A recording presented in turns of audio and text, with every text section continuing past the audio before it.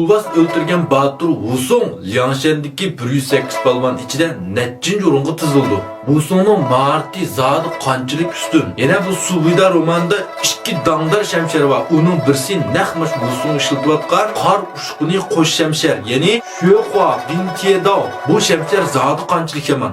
Yeni bir şemşer kimninki bilamsizlar? Subida nomli romanni o'qigan va televiziya teatrini ko'rgan 7 yoshli 70 yoshgacha hamma odam nima uchun bu Wusongni shuncha yoqtirdi? Yana bu yerga Penjilyan budalarni zarlab o'ltirayotgandan keyin Wusong qissasi olgan vaqtda nima uchun Penjilyanning maykasini yishitib etib bir qarab uning kaynidan buni o'ltirayotdi?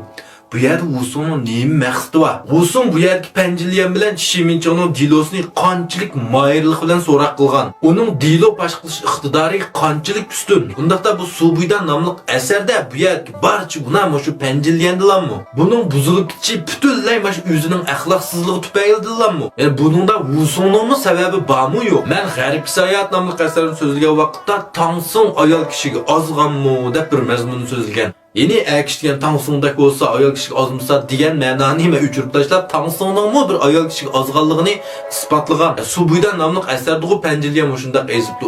Amaliy tarixda o'tgan haqiqiy Penjilyanmi shundaq bir azgan, tapdan chiqqan axloqsiz ayolmi? Wusongning shu barliq temalarni men yig'ib bir mazmunga 20 necha minut atrofida ishildim pulga. Yeni itbar bahsi bilan 1-3 mo'ga. Ma endi necha vaqtda so'zilgan asarildek, bir 3 minut 4 minutlik emas. Bir mazmun setib olsangiz, bir yarım soat atrofida bir tiniq bilan ko'rib, Wusong to'g'risidagi barliq savollarning javobi mushundan chiqadi.